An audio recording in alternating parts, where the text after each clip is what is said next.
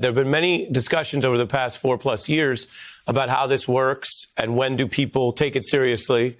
The fact that we are watching this happen in the House Leadership Caucus after January 6th and not before. For anyone who had any doubt or denial about this just being quote unquote words or quote unquote theatrics. It's not theatrics because people died. It's not theatrics because the explicit goal was to prevent the counting of those votes. Had they been at a logistical level, slightly more successful, a few more hours, for example, there might not have been a vote count on that prescribed day. It might have gone to the next day. And then you have people filing the challenges saying, what does that mean? It could have been a siege that lasted more days than that.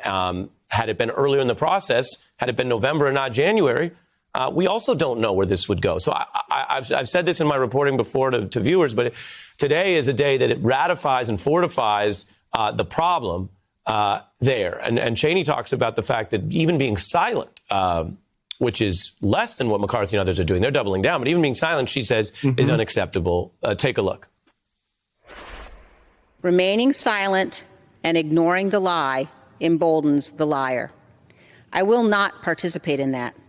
I will not sit back and watch in silence while others lead our party down a path that abandons the rule of law and joins the former president's crusade to undermine our democracy. Michael, I take that to you to another direction, which is what do you think of the silence of the traditional stakeholders of the Republican Party, the so-called adults, the business leaders, the people who have other reasons for working within that party as opposed to, say, the Biden agenda, which in a democracy is their right, and who had really hoped that January 6th and Trump would, quote unquote, go away. It's not going away if it is the litmus test, above all else, including tax cuts, for who runs the party. No, it's not. And look, any conversation around, policy and Democrats and their socialism and, we are the big tent and, we want these policy agendas to be addressed is all BS.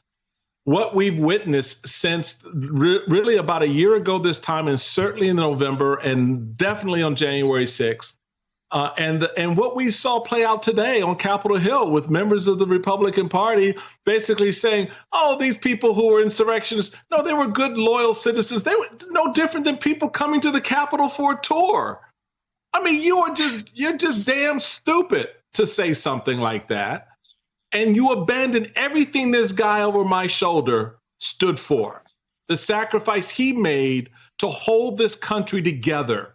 You're now sitting there shredding with stupidity like that.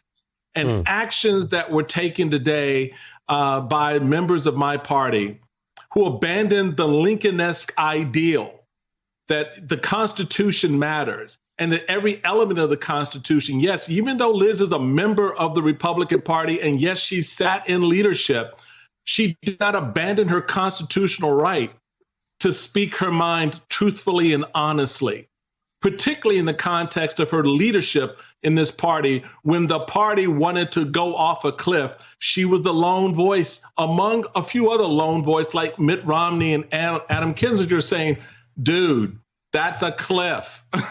Don't go there. But they did. So, this now kind of, we're going to now, and this is over, we're going to start governing and we want to engage the Democrats. No, they don't. The grift, the power grab is what this is about. Look at how much money is going to be raised off of what happened today. You've got two Congress people right now traveling the country screaming about, the big lie in Gates and Taylor Greene. They're not serious any longer. So this is where we are. Hey, I'm Ari Melber from MSNBC. You can see more of our videos right here, or better yet, subscribe to our YouTube channel below. You could have been anywhere in the world, but you're here with us, and we appreciate that.